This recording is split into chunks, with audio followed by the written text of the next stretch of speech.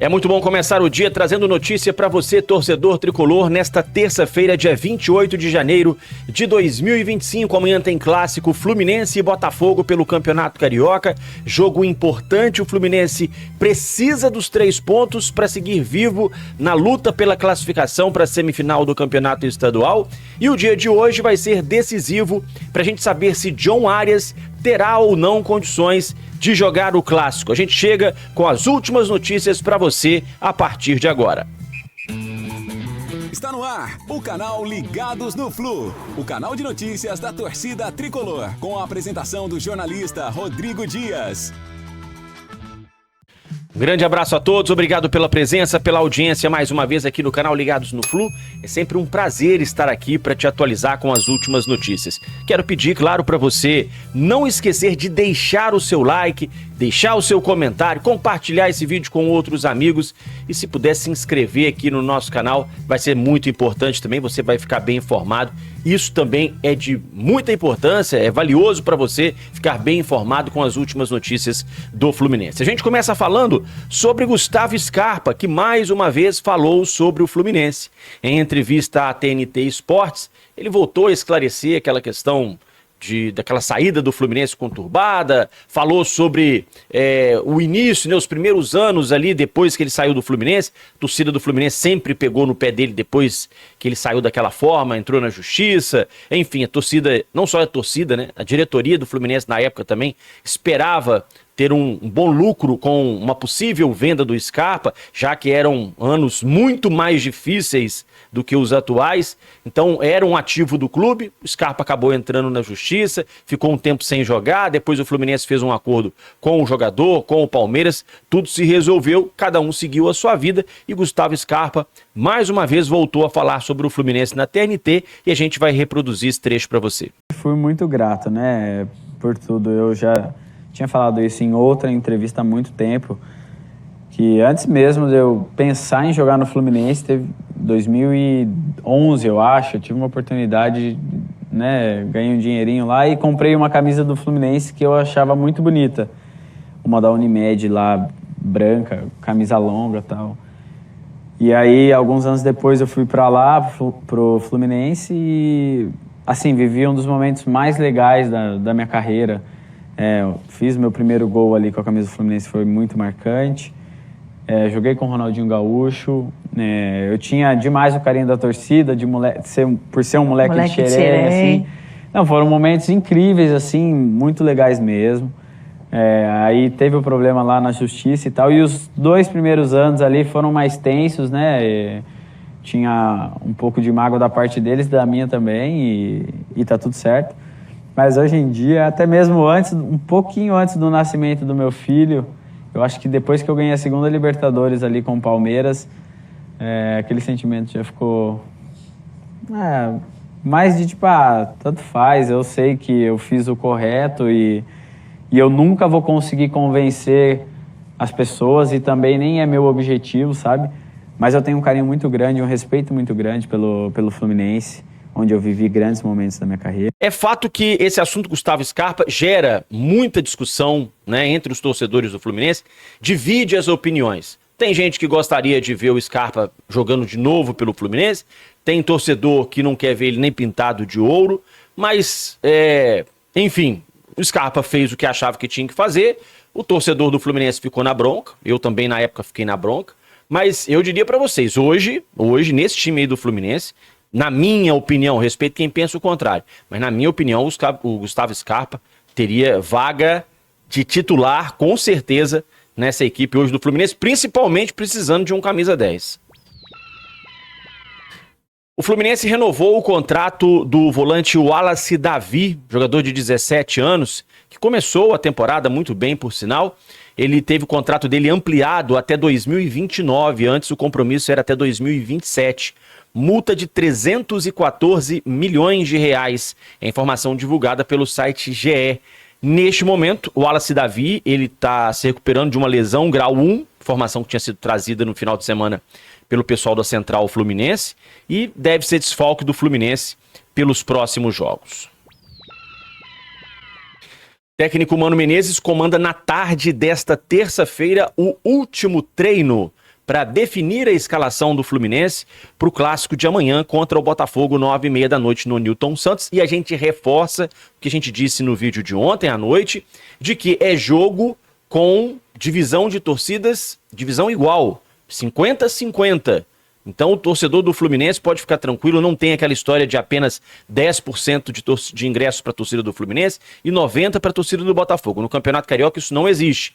É público igual, 50-50. E segundo o Marcelo Neves do Globo, do GE, até agora a procura de ingressos por parte da torcida do Fluminense é muito, muito tímida, infelizmente. Então você que puder ir ao jogo, é tarde, eu sei, 9h30 da noite, né, tem a questão de segurança, enfim. Mas se você tiver condições, se você, né, puder ir ao jogo, seria importante dar uma força para o Fluminense. John Arias hoje vai fazer o teste final para saber se tem condições de participar do Clássico. Ele sentiu um desconforto lá no início da pré-temporada, treinou normalmente semana passada, treinou ontem também normalmente. Então, clinicamente falando, John Arias não tem problema nenhum, tem condições de participar do Clássico. O que pega nessa situação é que, primeiro, será o primeiro jogo ainda do John Arias, e esse é um clássico, um jogo pesado, um jogo, né, brigado, o Botafogo também precisando da vitória, tem essa questão. E tem a questão também de que o Newton Santos tem gramado sintético. E todas as vezes que o Fluminense vai jogar no Newton Santos, esse é um tema recorrente. Será que vale a pena colocar fulano para entrar? Será que vale a pena colocar Beltrano? É um problema constante quando você joga em gramado sintético. E a cada dia que passa, mais estádios no Brasil vão utilizando gramado sintético. A própria arena do Atlético Mineiro tá para ser também, né, instalada a grama sintética. Então, você já tem no Atlético Paranaense, você já tem no Palmeiras, tem o Newton Santos do Botafogo, e outros estádios no Brasil também vão adotando a grama sintética, e vai ser um problema recorrente sempre que o Fluminense jogar nesses estádios. Mas existe um otimismo em relação à participação do John Arias, simplesmente porque ele vem treinando normalmente. Então, clinicamente falando, não há nada que impeça o jogador de atuar. Vai depender muito mesmo da conversa entre o Mano Menezes e o Arias. Para o Mano sentir, tá confiante, tá bem, tá se sentindo tranquilo para participar do jogo, existe risco de uma nova lesão. Então, tudo isso que vai ser avaliado para saber se o Arias poderá ou não atuar diante do Botafogo. Mesmo caso do Thiago Silva, tá bem, jogou o último jogo, mas tem a questão da grama sintética, atuou por 90 minutos. E aí fica o questionamento, vale mais a pena colocar o Thiago Silva e poupar ele no jogo contra o Boa Vista no fim de semana, já que no meio da semana que vem já tem o clássico contra o Vasco? Aliás, o Fluminense, nos 4 próximos jogos, vai fazer 3 clássicos contra o Botafogo, e aí semana que vem contra o Vasco e depois contra o Flamengo. Então, de repente, seria, né, interessante você utilizar o Thiago Silva amanhã, poupar no fim de semana contra o Boa Vista e depois poder ter o Thiago Silva de novo contra o Vasco e contra o Flamengo. Mas é uma avaliação que vai depender muito, né, do entendimento da comissão técnica, que neste momento acredita que não existe pressa para fazer com que os jogadores estejam todos no mesmo nível. Só que o campeonato está passando, eu venho falando isso já há várias rodadas. Taça Guanabara é um campeonato de tiro curto. Se você começa a tropeçar muito, vai chegar uma hora que não consegue mais se recuperar para se classificar. Com o Botafogo ano passado foi assim. Não só o ano passado, ano retrasado também. Ficou de fora de 2 semifinais. E há quanto tempo a gente não vê o Fluminense fora de uma semifinal do Campeonato Carioca? Há muito tempo. Vou ter até que pesquisar depois para descobrir ali, porque tem muitos anos que o Fluminense não está entre os semifinalistas. E esse ano, pelo começo muito ruim, primeiro com o Marcão e agora oscilando com o Mano Menezes, o Fluminense corre sério risco de não estar na semifinal. Inclusive, gente, matéria divulgada pelo portal UOL mostra que o Fluminense tem um dos piores inícios de temporada entre os times da Série A. Aproveitamento muito pequeno. Eu vou descer a matéria toda aqui para mostrar o ranking. Olha aqui, enquanto o Fortaleza tem 100% de aproveitamento, 3 vitórias em 3 jogos, inclusive no final de semana ganhou de 7-0 lá pelo campeonato estadual, o Fluminense, olha aqui, aparece na 17ª posição, com apenas 40% de aproveitamento. Pior que o Fluminense estão o Atlético Mineiro, com 33%, o Santos também 33% e o Bragantino com 25% de aproveitamento. Só que nessa estatística a gente não pode desconsiderar que enquanto o Fluminense jogou 5 jogos, sendo 3 com, né, um time bastante jovem, algumas equipes jogaram um pouco. O Grêmio, por exemplo, que tem 66%, tem uma vitória e um empate. Se a gente levar em consideração que o Fluminense fez com o grupo principal apenas 2 jogos, o Fluminense também tem uma vitória e um empate. Então ficaria igual. O que está pesando para essa estatística do Fluminense ir lá para baixo é que os 3 primeiros jogos o Fluminense atuou basicamente com o time sub-20, né? E tinha ali um jogador ou outro mais experiente, como o Manuel, o Ignacio também participou de alguns jogos, teve o Freitas e tal, mas, né, esse início desses 3 jogos com o time de juniores, time sub-20, prejudicou muito. Agora, claro que outras equipes no Brasil também estão utilizando, né, suas equipes alternativas. E o Fluminense tem sofrido muito nesse início de temporada e o torcedor fica preocupado.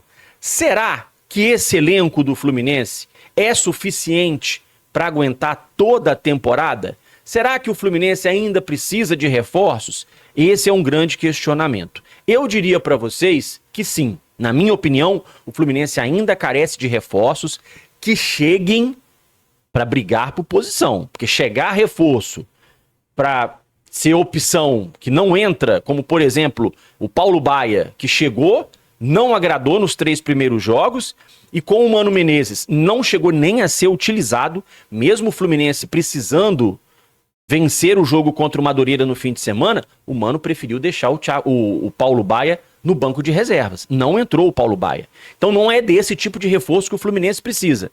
Freitas também não atuou ainda. Custou 20 milhões. Ainda não atuou com o Mano Menezes. Então não é desse tipo de reforço que o Fluminense precisa. O Fluminense precisa de reforços do nível do Hércules, do nível do Canóbio. No meio de campo, o Fluminense segue necessitando de um volante, aquele cincão, aquele número 5 brigador, aquele cara xerifão ali do meio campo, que vai dominar o meio campo, que vai combater, que vai dar aquele primeiro combate para proteger a zaga. O Fluminense está precisando desse jogador. Não tem no seu elenco esse jogador com essas características. Porque o Bernal, que foi contratado para fazer isso, ainda não se adaptou. Ainda está em processo de adaptação.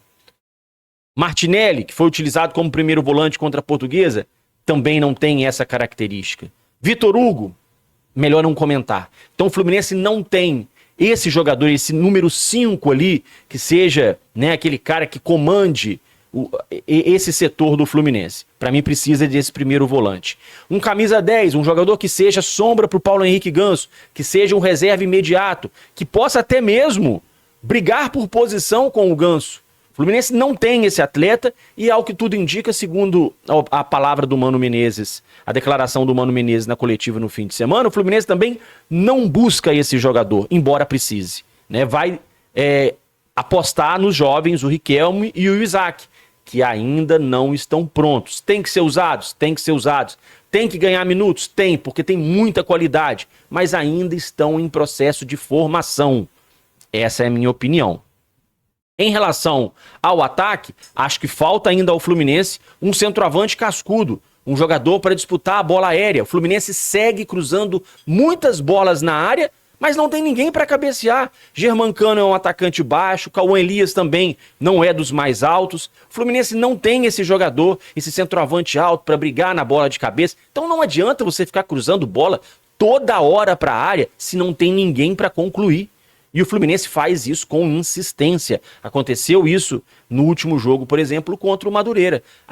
Em virtude da dificuldade de furar o bloqueio do Madureira, o Fluminense passou a cruzar bolas da intermediária para dentro da área, mas não tinha ninguém dentro da área para cabecear, ninguém para concluir a jogada. Então, continua faltando ao Fluminense um centroavante. Então, gente, o Fluminense, na minha avaliação, ainda não está pronto. O Fluminense ainda carece de reforços.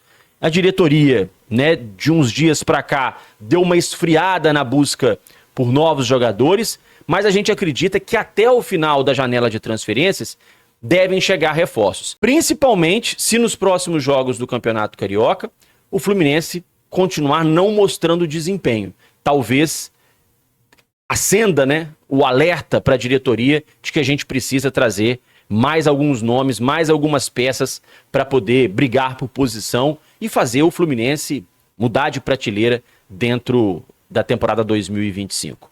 Ontem, Neymar se acertou com o Santos, que também acertou com o Zé Rafael e está trazendo muitos reforços. São Paulo trazendo reforço estrangeiro, o Atlético Mineiro também se reforçando, Botafogo trazendo Arthur, trazendo o Wendel. O Fluminense precisa acordar, porque o Campeonato Brasileiro de 2025 não pode ser igual ao de 2024. Meus amigos, é isso. Obrigado pela presença, pela audiência, grande abraço e até a próxima.